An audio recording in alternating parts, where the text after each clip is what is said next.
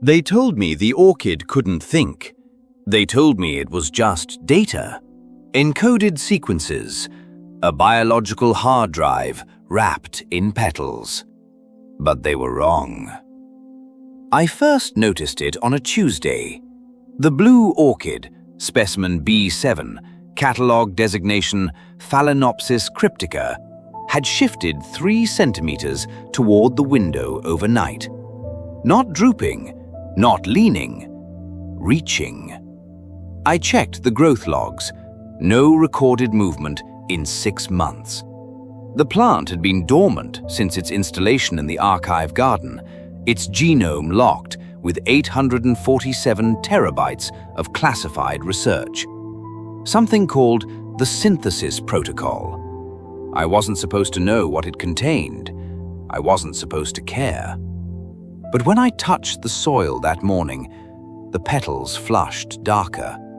A deep, electric blue that pulsed once, twice, like a heartbeat. My hand was shaking. The orchid noticed. The garden was built beneath Geneva, 3 stories underground, 12,000 specimens, each one a living library.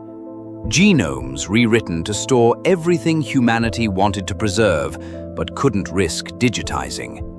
Nuclear codes, pandemic blueprints, extinct languages, war crimes.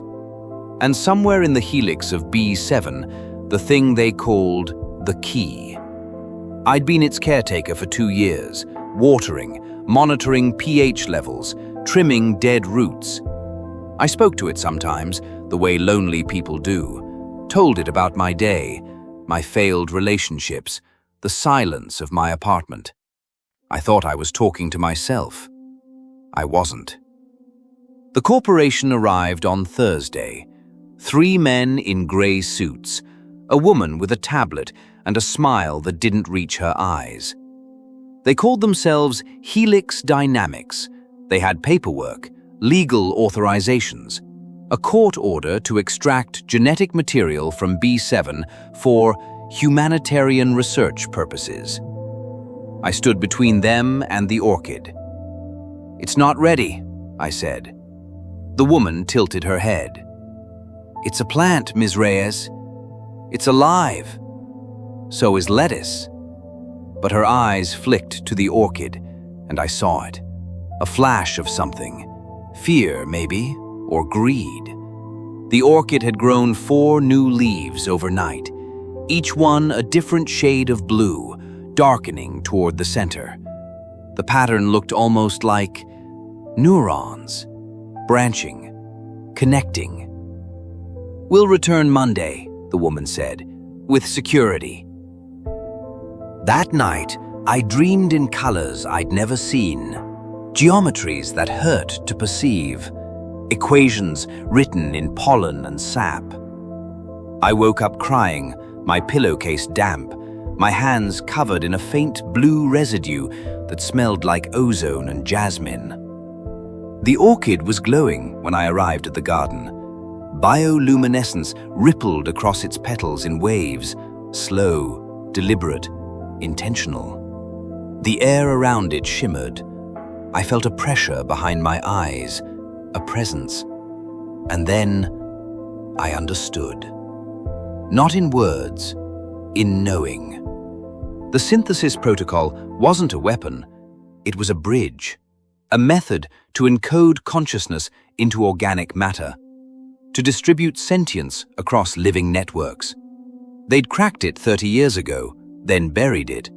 Because if you could store a mind in a flower, you could store it in a forest, an ocean, the atmosphere itself. Humanity wouldn't just have eternal life, humanity would become eternal, distributed, unkillable, and utterly unrecognizable. The orchid had been absorbing me, my emotions, my memories, learning what it meant to be individual, afraid, mortal. It was trying to warn me. Monday came too fast. They brought bolt cutters, a refrigerated case, a geneticist with a scalpel and no expression. I stood in front of B7, arms spread. "You don't understand what you're doing."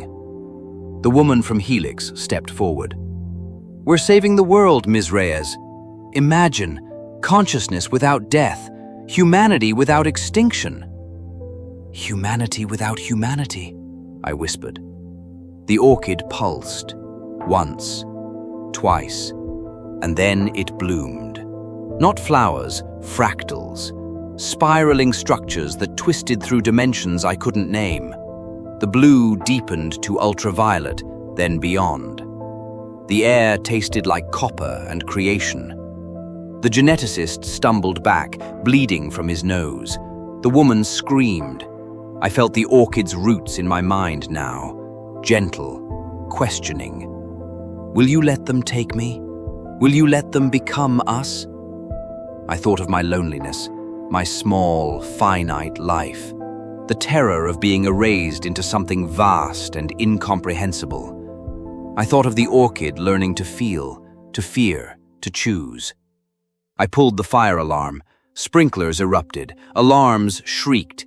In the chaos, I grabbed the pot, roots, soil, and all, and ran. They're looking for me now. I'm in a place they won't think to search. A rooftop garden in the old city. Abandoned, overgrown. I planted B7 this morning. Its roots are spreading faster than they should. Tendrils reaching into the soil, the cracks in the concrete, the vines climbing the walls. It's not just growing, it's connecting. Last night, I dreamed I was a forest. This morning, I woke up and couldn't remember my mother's face. The orchid is beautiful now. 100 blooms, 1,000, each one a different shade of blue, each one watching me with something that might be gratitude or hunger. I don't know if I'm protecting it anymore. I don't know if I'm still me. But when I press my hand to the soil, I feel the city's roots beneath us, the network of green things, waiting, learning, growing. The orchid whispers in colors I'm beginning to understand. Soon, it says, soon we'll all speak the same language. And I realize, too late, that I've already started to translate.